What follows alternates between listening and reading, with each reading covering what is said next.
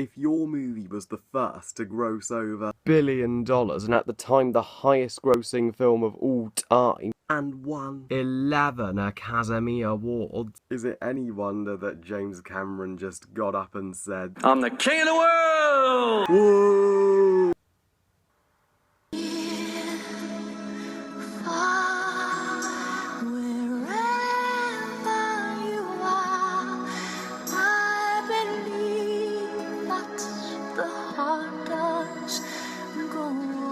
Titanic, written and directed by James Cameron, and of course tells the story of the real-life tragedy that happened in 1912 of the sinking of the unsinkable, the Titanic itself, which sadly cost the lives of 1,500, although the 700 lucky survivors got to tell their story. And this movie is told from the perspective of a survivor named Rose, who fell in love with Jack Dawson and goes on after the tragedy in honor of his memory.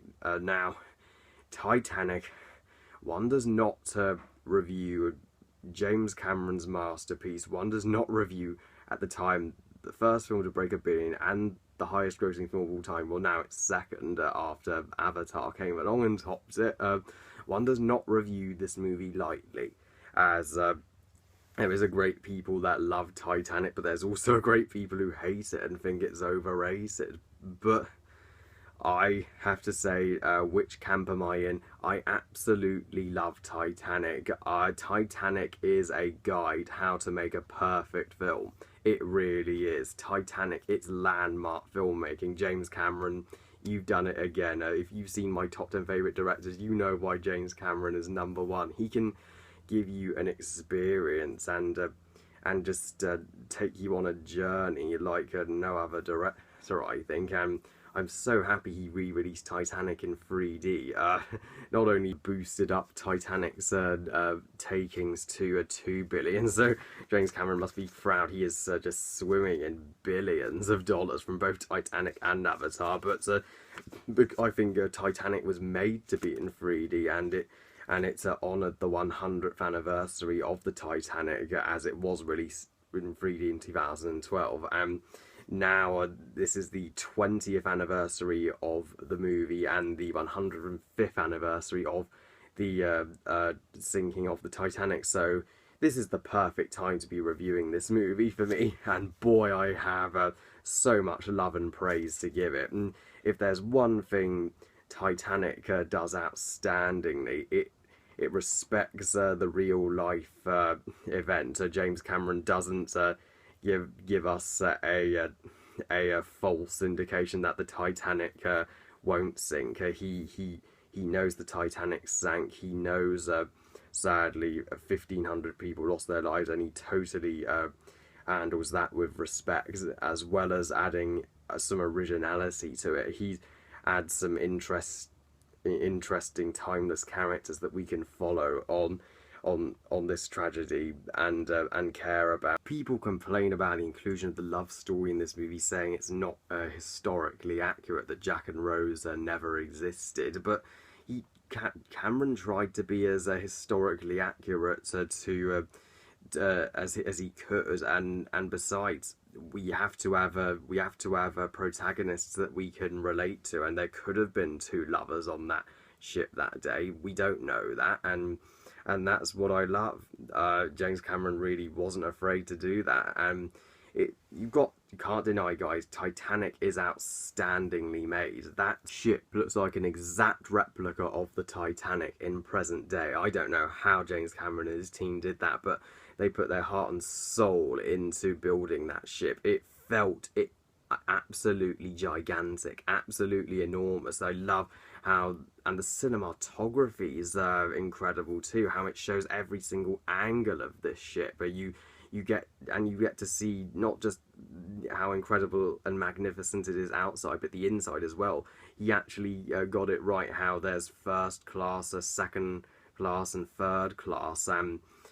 Just the scale of this movie is absolutely epic. I mean, James Cameron, you can't deny he can do epic movies better than most directors. I mean, he can do scale. He he can do style, and substance too. I mean, I people, not everyone's going to agree with me, but I love Jack and Rose, played brilliantly by Kate Winslet and Leonardo DiCaprio.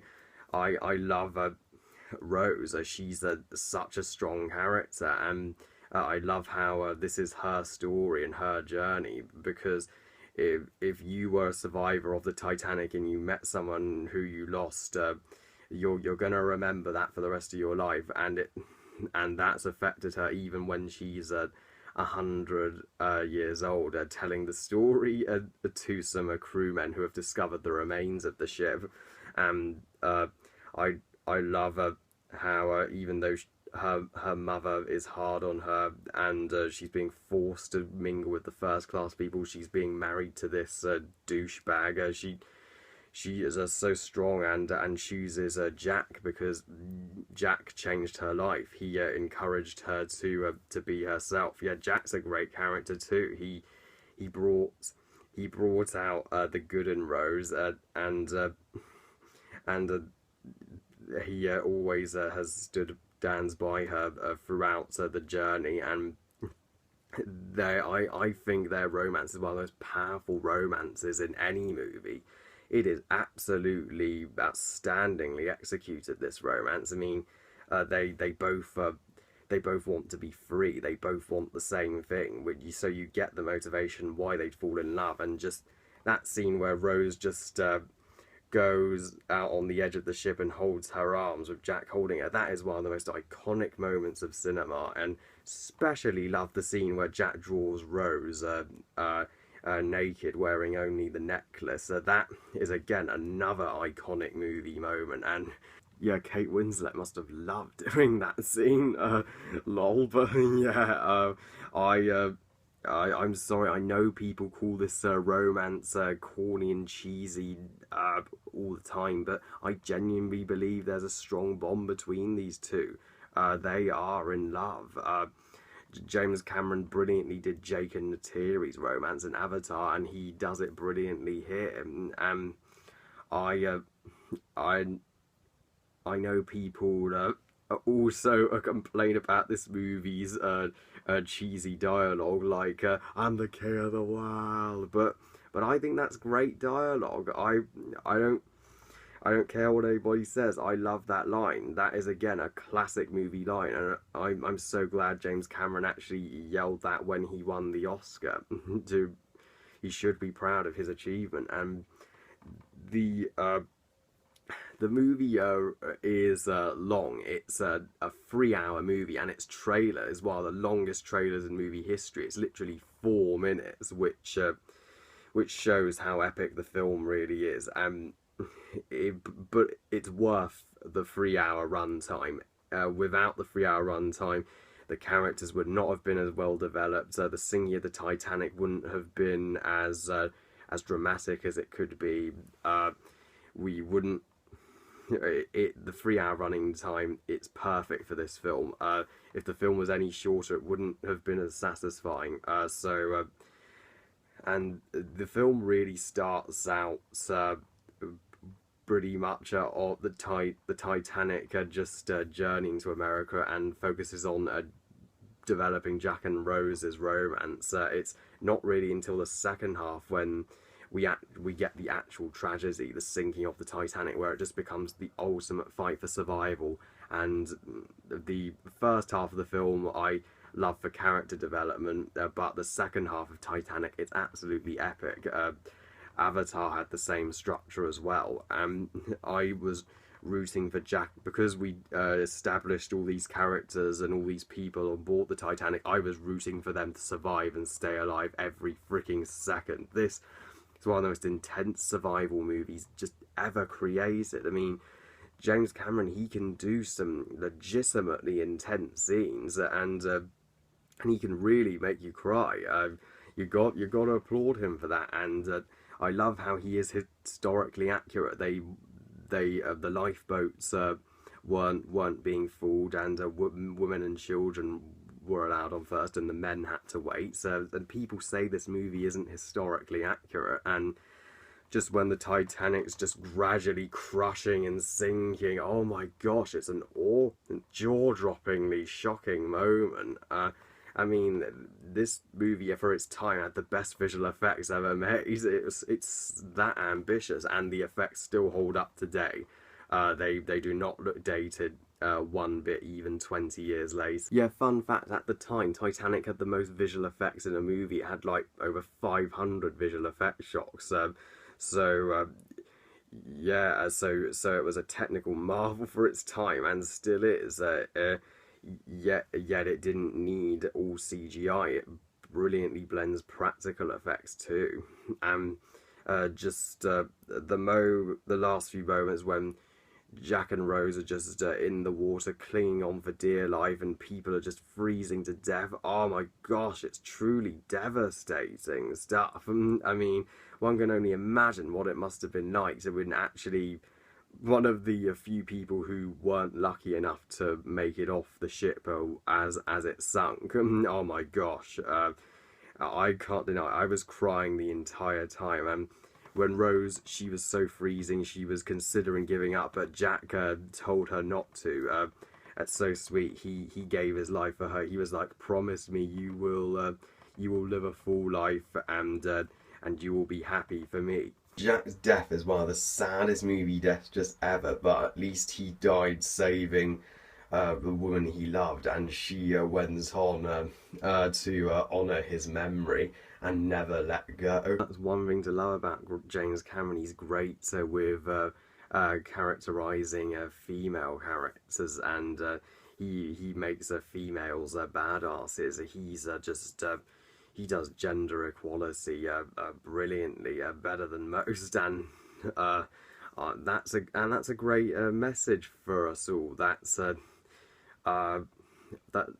message of this movie, that life goes on, and making the best of a bad situation and moving on, which is what Rose did, and at least she found happiness for the next 100 years. And of course, you cannot talk about Titanic without talking about its amazing score. James Horner's score for this movie is beautiful. It's a masterpiece. It is one of his best scores, without question. I was humming that opening theme.